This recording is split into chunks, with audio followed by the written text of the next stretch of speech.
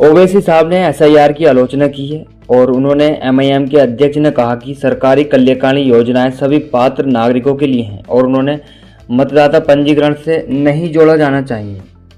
बता दें कि तेलंगाना में इस महीने होने वाली विशेष गहन मतदाता सूची यानी कि एसआईआर से पहले हैदराबाद के सांसद असदुद्दीन ओवैसी ने शनिवार 6 जनवरी 2026 को पश्चिम बंगाल में हुए संशोधन के बाद मतदाता सूची से बाहर किए गए लोगों को कल्याणकारी लाभों से वंचित किए जाने की खबरों की आलोचना की। उन्होंने सवाल उठाया कि जब आधार आधारित सत्यापन पहले से मौजूद हैं तो राशन और अन्य सरकारी योजनाओं तक पहुंच किसी व्यक्ति के मतदाता सूची में नाम होने पर क्यों निर्भर होनी चाहिए।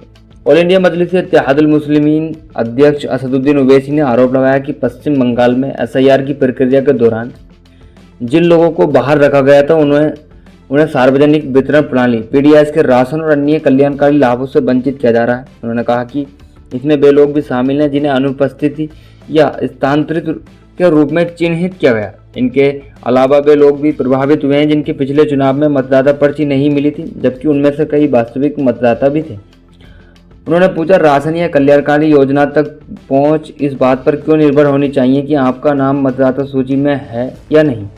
अगर मतदाता सूची को ही निर्णय कारण के रूप में इस्तेमाल किया जा रहा है तो आधार प्रमाणीकरण का क्या मतलब। ओवैसी साहब ने कहा कि सरकारी कल्याणकारी योजनाएं सभी पात्र यानी सभी लोगों के लिए हैं और जितने भी वोट डालने वाले मतदाता पंजीकरण से नहीं जोड़ा जाना चाहिए। उन्होंने आगे आरोप लगाया कि यह कदम लाभार्थियों की संख्या कम करने के उद्देश्य से उठाया गया। इससे प्रतीत होता है कि और इससे विशेष रूप से गरीब लोग, महिलाएं, अनुसूचित जाति और मुस्लिम प्रभावित होंगे। ओवैसी साहब ने कहा कि कल्याणकारी योजनाओं का वित्त पोषण सार्वजनिक धन से होता है और ये प्रत्येक पात्र नागरिक का अधिकार है। हाल के दिनों में एमआईएम अध्यक्ष असदुद्दीन ओवैसी ने संसदीय क्षेत्र के विधानसभा क्षेत्रों को सक्रिय रूप से दौरा कर रहे हैं और निवासियों से बातचीत कर रहे हैं और उनसे एसआईआर प्रक्रिया में भाग लेने का आग्रह कर रहे हैं।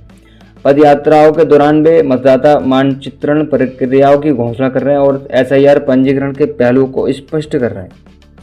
अनिवासी भारतीयों और एसआईआर को लेकर फैली भ्रांतियों को दूर करते हुए ओवैसी साहब ने याकूतपुरा निर्वाचन क्षेत्र का दौरा करते हुए बीएलओ द्वारा दिए गए जनगणना प्रपत्र को भरना आवश्यक है।